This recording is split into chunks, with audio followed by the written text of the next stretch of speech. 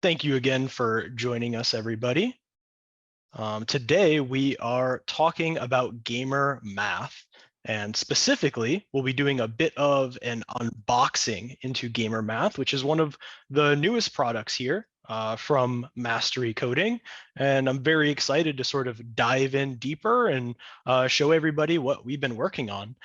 Because it's very, very cool and exciting, at least from my perspective. And we'll actually begin here today with a bit of introductions.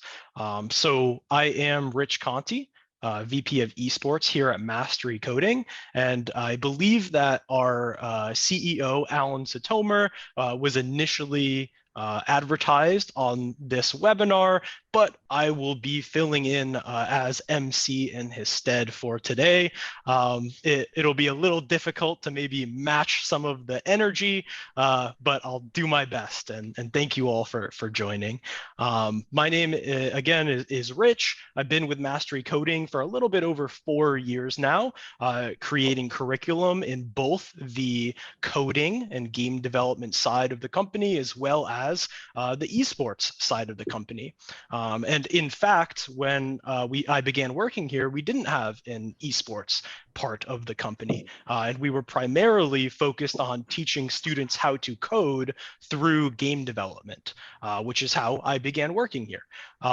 But we sort of found out that we can actually engage students even earlier, right? So we were getting students into coding through game development, but similar to my own pathway, we can get students into game development through gaming itself and esports, and thus spawned the gamer to maker pathway, which is a little bit of what we'll talk about here today, but more focused in on sort of the hidden mathematics that are in a lot of the games that students are playing nowadays. But it's not just me, myself. I'm also joined here by the wonderful Stephen, Mr. Van, who is an experienced, both a math teacher, but also an esports teacher and esports coach as well. So Mr. Van, I'll let you introduce yourself as well. Hello, I'm Stephen Van Smallens. I teach junior high Math 7 honors and Math 7 over in Southern California, in Orange County. I've been teaching here for about 12 years now. And just in the last couple of years, I have been able to connect up with Mastery Coding and actually create an esports program here at my school, use some of their curriculum for my esports class. And it's actually been a lot of fun. You know, they have some really cool stuff going on. But I'm an avid gamer myself. My wife is as well. We love gaming together. Raising my daughter to be a gamer, just bought her a pair of headphones the other day. She loves hanging out and pointing at stuff and clicking the mouse and everything like that. So I'm excited with what they have going on here, some of the gamer math aspects that they have brought to the table and shown me and I've been able to look at. So I'm excited to be here and to talk about what they have going on. Thank you so much, Mr. Van. And you'll be able to give some insights into the classroom and how gamer math might be able to be used in the classroom, right? And actually, we'll begin here because we actually visited Mr. Van's classroom, and we have a bit of a video to show off. So really quickly, let us go ahead and watch this.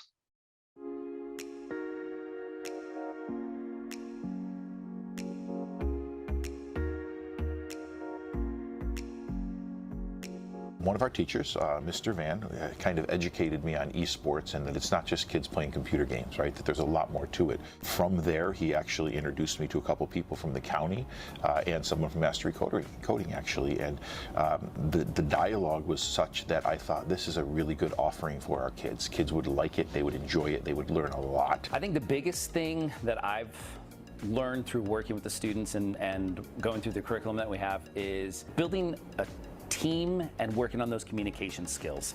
I think those are skills that not only help with them inside the classroom or on a team or in esports, but those are also skills that they can take with them outside of school and use in the real world. It's really good. I enjoyed the videos because they actually teach you stuff while you're looking at video games.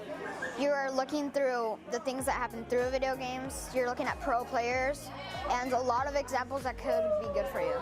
I really like it says online safety and like the stretching videos too. Many people don't really know like all the dangers of being online. Like you have to keep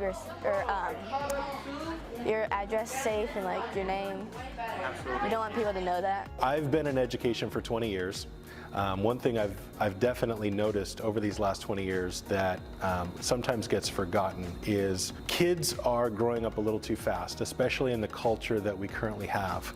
We're sometimes not allowing them to simply be kids. And if you're a kid, this is the time where you want to explore your passions, figure out what you're into, what you like, what your friends are into. Most importantly, if we're looking at trying to reach our students and trying to capture their imagination and really teach them long-lasting understanding, that's where you really have to think about a student's desire to learn. If we're talking about where students are currently, they are inundated with technology.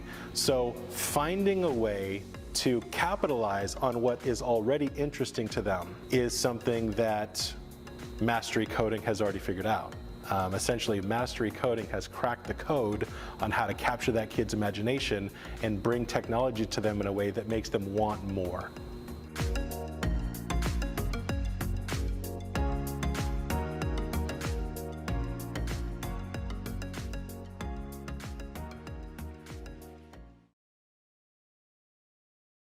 Awesome. Mr. Van, how has it been sort of bringing esports to your school? I gotta say that video makes my school look really good. But no, bringing esports to the schools is definitely. I mean, at first it was a challenge, but with the support of my administration, it's been one of our most popular electives that we have here. You know, teaching math, like I get to see like the core side of things. And then teaching esports, I get to see the elective side of things. And just like my department chair, Jason, said, you know, these kids need to have time to be kids, to experience some of those fun aspects of life. And so bringing some of this in allows for them to be kids, especially kind of like in the world that we live in. You know, they have so many things going on in the real life. So it's been a blessing here.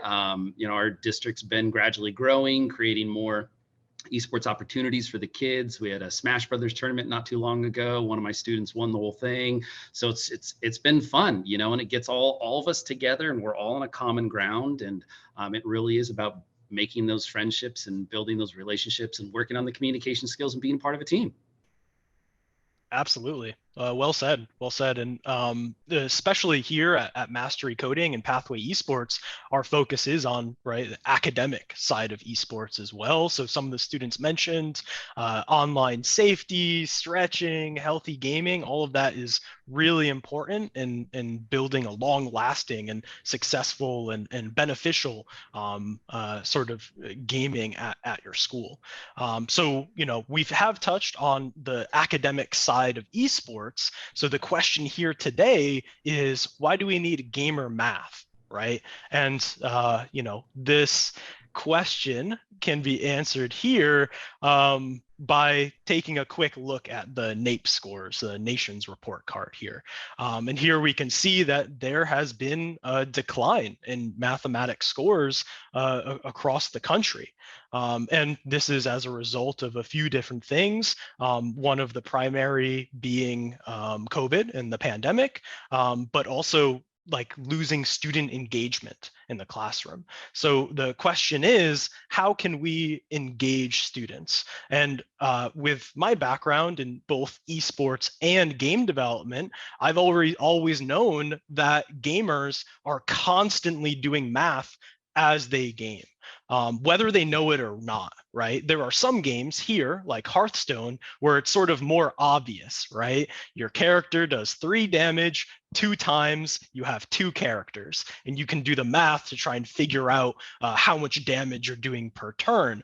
And this is actually sort of the prototype to gamer math. I created a Hearthstone course as an example of how we can use games to teach mathematics. Now, Hearthstone didn't end up being one of the games games that we highlighted in Gamer Math as a result of whether we didn't know whether or not it would be very popular with the student, the age range. But if there are students out there watching this who would like a Hearthstone unit of Gamer Math, please reach out and let us know, because Hearthstone is definitely one of those games where it's on the face, right? You can see the mathematics on the face, and it's a lot of fun, right? But math is hidden in all types of games, right? Even ones where it might not be so forefront.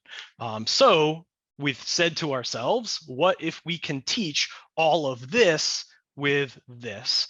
And we can help students learn these different math standards by bringing out some of those hidden mathematics behind the scenes of games. And thus Gamer Math was born. So by connecting math to areas where students are passionate, we're not only meeting them where they're at, but we can further engage them in the learning, right? And this helps teachers answer that sort of age-old math question of, when am I ever going to use this, right? If we can show students that they're using it, right? They may be using it whether they know it or not, in some of their favorite games here. So that's sort of the theory of why Gamer Math is so important and why we need this. But I do want to pose the question to you, Mr. Van. In your experience as both an esports coordinator and a math teacher, have you seen students using math and esports, or vice versa, games and math?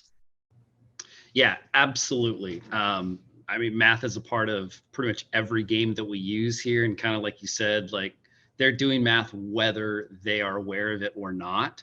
At my school, primary games that we use are Super Smash Brothers, Madden, NBA 2K, Mario Kart, Overwatch, and Fortnite. All of them have been approved by our district, so everything is good. We typically work on a closed network as well, so we keep it safe. But with like Super Smash Brothers, for an example, they've got percentages for their health. I think you actually see it in the slide up there on the TV. There's a 45% up there, and the higher the percentage is, the more damage they're going to take, the higher the likelihood is that they're going to be knocked off the map. So they're constantly looking at their percentage, saying, oh no, I'm at 45%. Oh, if I get to 50%, that's going to increase, and so they're looking at these things and they're constantly thinking about that. I mean, there's even hit boxes within the game, thinking about how close do I need to be, what sort of proximity to be able to do my, my special ability or something to that degree.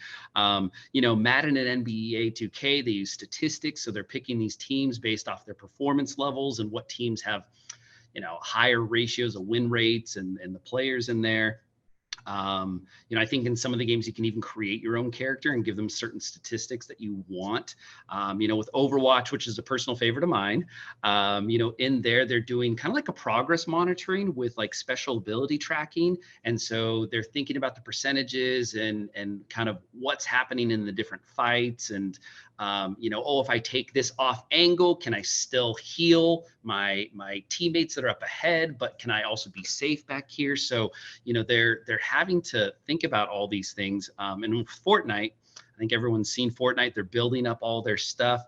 I have a lot of students that'll be like, hey, Mr. Van, can you crank 90s? And I'm like, what do you mean, can I crank 90s? And they're talking about building, 90-degree type structures and walls around them within Fortnite. And they don't even realize that they're talking about math stuff. And I'm like, oh yeah, of course I can. I can do 90s and 180s and 360s. And they're like, no, you can't. It's, and with these games, it's all about positioning and finding the right angles and all these things you can really break down and be like, what's the math behind it? And it can help with that engagement that you talked about, Rich. Oh yeah, that's awesome. And my background is in Overwatch. So I competed in Overwatch in college, and man, there's a lot of math in there too, right? You're doing X damage per second, you're being damage boosted by 20%, but they're being healed by 30, health per second. How many seconds does it take to reduce their health down to 0, right? Like all of these sorts of calculations, again, you're not doing on paper while you're playing, you're kind of eyeballing it, and sort of that repetition that you're building that pattern recognition, right, as you're playing. So Awesome. Thank you so much. Now, the next question that we're talking about here today is, how does gamer math actually work within the classroom? So now that we know why it's needed, let's see how it's used. And with gamer math, because there are 6 standalone units of game and standard connected math lessons, gamer math can be used in many different classroom settings. So here we can see some examples of that. Gamer math can be used as supplemental instruction. It can be used as remedial work. It can be a hook just to engage students at the start of learning a new topic. It could be a tool to connect or cement knowledge to post instruction. You could use it for summer school programming, after school, extended learning, or even an intervention program. Like we said, there are some students that are falling behind on their math scores. Again, this is a good way to cement some of that knowledge, but also help students answer that question of, man, how can I actually apply this, right? So here, really quickly, let's take a look. Here's a quick overview of what we mean by game and standard connected math. So each unit in gamer math is standards aligned and built with meaningful connections to the game.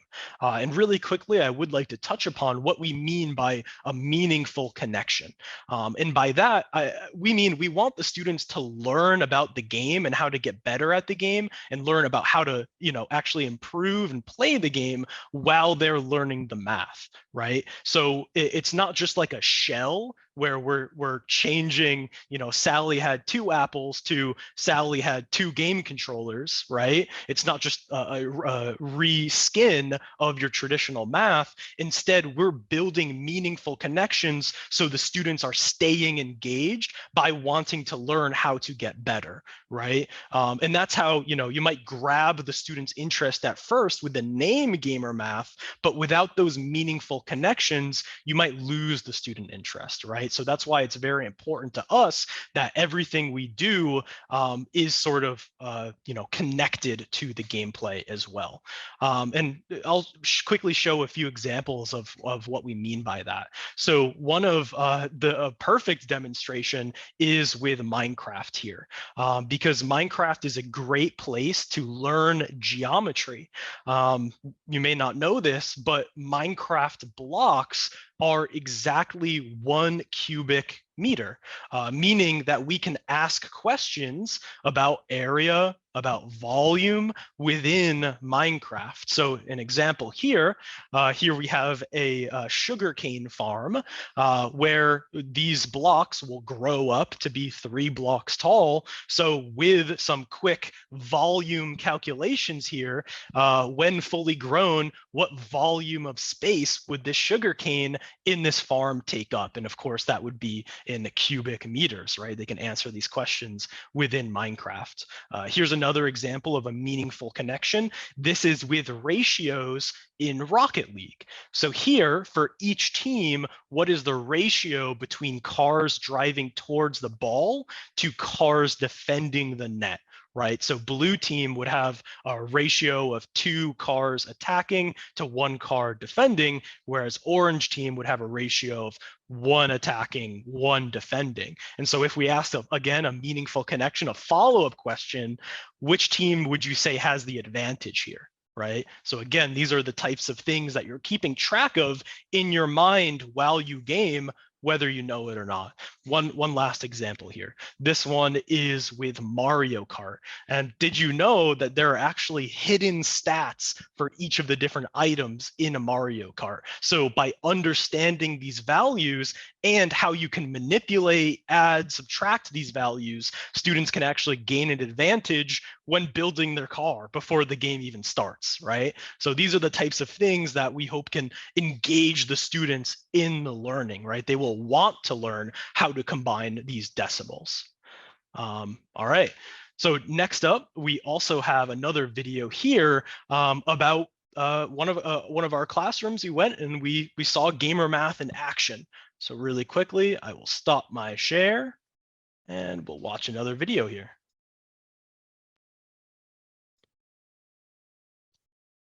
I think struggling students are generally those who are disengaged. They'll say things, I'm not good at math. I've never gotten it. Or they can't see understanding math. They can't see applying it. What gamer math does is it's going to kind of get to them and go, hey, this is going to be some fun, so let's try it this way. And they're going to get into it and they're going to say, oh wait, but I'm really good at Rocket League. I'm really good at Super Smash Brothers. So I've been doing all this math in my head all this time. All that time I thought I wasn't good at this. I really have been. They are going to be more engaged. They're going to work harder to figure out how smart they actually are. I can think of a number of reasons of why I would want to use gamer math in my classroom. It's going to help reinforce those skills for my kids who are struggling. It's going to do it in a way that is more fun for them. I think my administration would be really supportive of this. So looking at the screens, I see that every single kid is on and doing what they are supposed to be doing, and that speaks volumes for us, because that doesn't happen on the daily. When students hear the name of a video game and it's familiar, they'll just instantly want to start listening.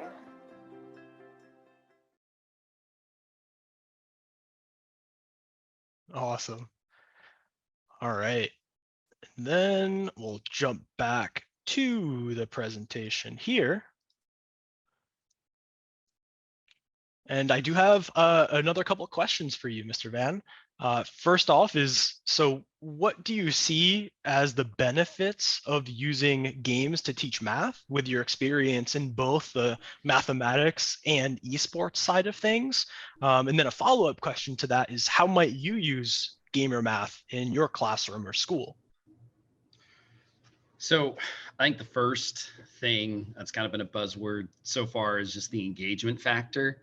You know, using games to teach math, I think is that hook. It brings people in. You know, and I have a fair amount of students that don't play video games, but they still play an app or they still know someone that does. And so not only does it hook the people that do play, I think it also kind of piques the interest of the students that aren't super gamers, for lack of better words. Plus it's something to use out of the ordinary. You know, I look at like my textbook that I have and some of the problems, you know, they still talk about like downloading MP3 songs and, you know, things like that, you know, like I did when I was in, you know, junior high and high school. And that, you know, the kids are like, what's that? You know, bringing video games to the table is new, it's fresh, it's relevant. And so it will really help with that engagement factor, whether you use it as like an opener, like a warm up, or maybe even like an exit ticket or remediation or some, you know, something to maybe, you know, reinforce what you're trying to teach. That's awesome.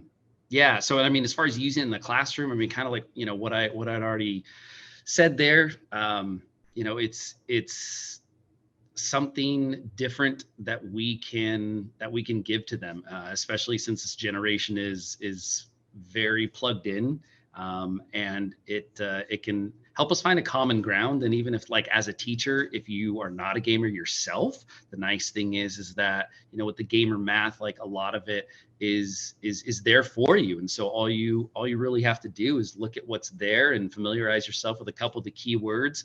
And the truth is, you're just really teaching math. You're just using a different type of thing. Like, I can't count the number of problems that I go through where I'm teaching math about something that I don't actually like. I've never pulled marbles from a bag to look at ratios before. I never have. And yet I still use that problem and I still talk about it. And I feel like this is kind of that same thing, is that we can utilize. It's just an extra tool for us to use. And like I said before, a more relevant tool for a lot of these kids. That's awesome. Yeah. And in some instances, like you mentioned, like the students may know more about the game than the teacher. And so then the students can get excited in teaching the game to the teacher as well, right? And absolutely. And working or even through to their those peers. Connections. Even right. to their peers too, you know, especially if you have, you know, tables and they're working together. I've found a lot of students learn better from working together oftentimes as compared to me just up on my whiteboard being like, all right, let's look at this pyramid today. That's awesome. Yeah. Yeah. That's a great point. Okay, awesome. Thank you. And then, so our final question here today is, what do you get with gamer math? And to answer this question, let's actually go ahead and take a look inside the curriculum in our platform. So I'll stop sharing here just so that I could jump over to our platform. And I could share my screen again. And here we are in the Mastery Coding proprietary LMS. And right out the gate, this is our classroom overview here. We can see many different courses offered here by Mastery Coding, including some of our game development courses, right? Here we have Game Development Foundations. And again, I'm a big fan of having both of these courses in the same place because it, again, leads into that gamer to maker pathway again. So students can go from learning gamer math to coding their own games, right? All in the same place. But today we are taking a look at gamer math. And so let's go ahead and jump in and head over to the learning section. And here we can see an overview of some of those different units that were highlighted earlier. And here we could see that it's broken down just like traditional curriculum in units, then chapters, and within each of these chapters, there are a couple of sections. Now, each one of these units, as I mentioned earlier, is aligned to both a different area of standards and a different game. Now, we've structured this in what might be a typical progression in a mathematics class, but for the most part, these units can be standalone. So as an example, again, if you're doing some sort of remedial math program for geometry, you can have students jump right over into unit 6 and start going through Minecraft geometry. But really quickly, I do want to pause here and just look at some of these games that we're talking about. Mr. Van, what are your thoughts on the game selections here? We were pretty particular in the games that we did select, in that all of these are completely age appropriate, obviously, to the demographic, but we haven't selected any first person shooter games just to be safe with all types of different schools. Yeah, and I think that choice, that decision will bring a lot of confidence to any principal bringing this curriculum into their school, knowing, hey, we're not bringing some sort of game that has real life-ish kind of violence or vibe to it. So I think all of these, like you said, they're age appropriate. They're very relevant. You know, kids that play sports. I mean, I can't count the number of kids that ask me in their downtime, can they go to the educational Minecraft and, you know, fiddle around in there and build something? They even show me some things. You know, heck, my next door neighbor teacher, he builds stuff in Minecraft with his young son all the time. So it's like using all these things. Like I said, it's safe. Most of these games kids play and have access to. And I think that's the biggest thing, is that I think almost all these games are pretty much free to play. I mean, after you buy the disc maybe or something like that. And that's most important is the accessibility, I think. Mm-hmm. That's awesome. Yeah, that's a great point.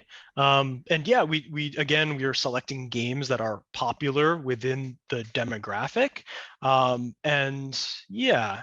So let's actually go ahead and jump right in into FIFA here. Let's take a look at Unit 1, Chapter 1, Understanding Integers. And one thing to highlight here is that our curriculum is entirely video based, meaning that there's a few benefits to this. First is it takes the onus off of the teacher from having to be the subject matter expert in games, right? Obviously, there's subject matter experts in mathematics, but we can help connect the math to the games through our video curriculum here. It also means that this content is available 24/7 to students, right? This can be assigned as homework even to read up on gamer math for integers and FIFA. And they can complete these assignments at any time. They can go back and watch the videos. Our video-based curriculum also means that students can fast forward, they can rewind. We have closed captioning. They can speed it up, slow it down, you know, these types of things. So it adds an element of personalized learning for the students so they can move at their their own speed. That being said, the teacher does control the pace at which the students can move forward. So here you can see that teachers can lock or unlock different chapters, as well as the sections within the chapter. So as a teacher, you can make sure that your students are watching the video before moving forward to the quiz.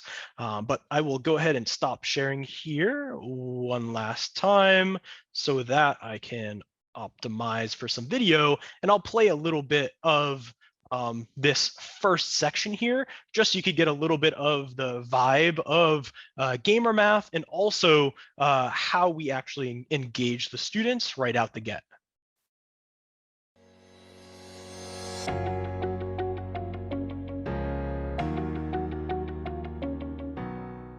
Hello and welcome to Gamer Math. My name is John Sims and I'm a professional FIFA coach, and today we're going to be understanding integers and how to chart them on a number line distance between them and why they're used in the world of FIFA. Let's get to it. Do you need math to become an elite FIFA player in the world of gaming? It's a really simple question. And the answer is yes, you do. You need it every minute, every second, every day. The second you turn it on, you need it. I promise you. Math is so important when it comes to playing a video game, in any video game. But in FIFA, it's super analytical. I put together a little montage for you guys to show you how tight these differences are and how close nitpicking these positions and skill moves are when you do them, and why you need to do them. So let's check it out, guys. And so here, John is actually showing a bit of a game clip, and we like to do this at the start of each new topic to, again, connect it back to the game, grab that student's engagement, and show how it's immediately applicable. Now, we also implement a gradual release of responsibility in our lessons, meaning that after John shows this example of the game, he'll break it down, go into the mathematics, and do the calculations himself before then inviting the student to do it with him. And then finally, in the next section, the student will move forward to the quizzes and do some of the calculations on their own. So we have baked that into each one of our lessons here. Now I will quickly show, let's go ahead and take a look at what those quiz sections look like. So we'll hop on over into the next section. And this is from a teacher's view, the quizzes, where we can just see a quick overview of the different types of questions, the answer. We also have an explanation for each one of our quizzes, so that if the students can ask, like, why is this answer the way it is, there is an explanation down here for them. Now, all of our quizzes are self-graded, automatically graded for easy classroom management. So as the students are completing these quizzes, you'll notice this grade tab over here where all of the different grades would populate, and the teacher can just export all of them as a CSV.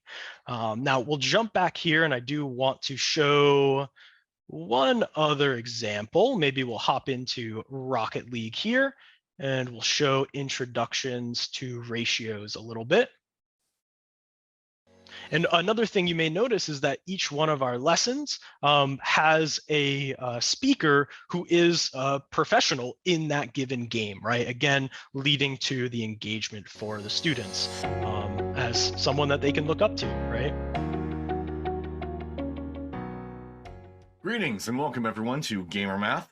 We're here to understand and use ratios with Rocket League. My name is Rio, or I go by Spearmaker. I'm a pro esports coach. I'm here to walk you through it. Let's go. So Rocket League, or otherwise known as... And again, in similar fashion, Rio will show a game highlight, an example from the game. And this also helps students who may not know the game or be experienced with the game. They can watch what it looks like from the beginning before going into the mathematics. Then Rio will break down what just happened in that clip. Again, looking at the ratio of players who are attacking the ball to the ratio of players who are defending the net.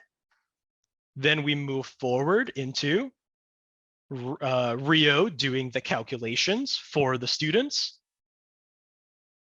Rio doing the calculations with the students. We always have an exit slip here at the end. And then once again, leading right into a quiz.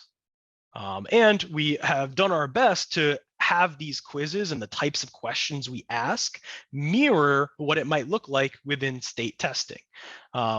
In that sense, so that can help students do testing and when they move forward as well.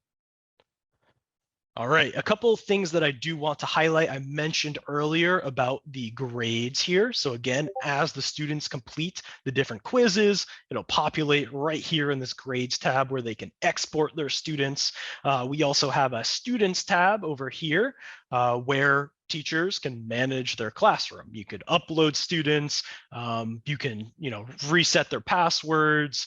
This is all the student management here. We have built-in attendance trackers as well as built-in discussion. So if after each lesson you wanted the students to really connect this topic to maybe a game that they're currently playing outside of the ones that we're talking about, you can facilitate again all of that discussion right here through the platform. All right, let's go ahead and stop sharing just so that I could jump back to the webinar presentation. And next up, this is just a quick overview again of, in summary, all of the things that come with gamer math. So again, this turnkey curriculum has 30 hours of standards-based math curriculum, comprehensive professional development included, video-based multimodal curriculum, full scope and sequencing in the course mapping, self-grading assessments, into, through, beyond instructional methodology, a gradual release of responsibility framework, I do, we do, you do, lesson plan structure, which I explained earlier. We again have our proprietary LMS that has the data, the reporting, the gradebook, SSO, everything in there, making it easy for your schools to implement. And there are a number of different eligible funding streams for something like gamer math. And again, on the right there, you can see how we connected these games to the different area of standards. And with that being said, unfortunately, I think that might be all of, all of the time that we have here today. But that being said, I hope you enjoyed, and please do reach out to us if you're interested in getting your hands on gamer math and jumping into a demo. We do have different demo environments available to you for everyone to explore. I also really quickly do want to shout out the next webinar that we'll be hosting. I believe that is on June 6th, and we might be able to drop this link here in chat for anybody if they are interested. Otherwise, I do want to open things up for Q&A and maybe toss it back over to Mr. Van if he has any closing thoughts as well. I know I personally plan on on bringing this to my school next year, and I'm looking forward to it. I love what's going on. I know it's only going to get better over time. The biggest thing right now that like my school's been talking about is how is everything linked to those standards? How are we engaging those kids? How are we supporting them? We've got all these MTSS strategies that we're looking at and trying to incorporate. And I feel that this just has a lot of those elements to it. And so, I mean, I'm personally excited about it, Rich, not just saying that because I'm here, but like I'm genuinely excited about it. And so I can't wait to bring it to Santiago and have it just another piece of mastery coding here. Thank you so much. Honestly means a lot coming from a professional like yourselves. So thank you so much. And actually, you mentioned standards as well. Something I also wanted to highlight is that we have mapped gamer math to standards in all 50 states. So again, please reach out for either a demo or to see some of those standards mapping for the different grade levels. But again, thank you so much, everybody, for joining here today. Thank you for your time, Mr. Van. And I hope you all have a wonderful Wednesday.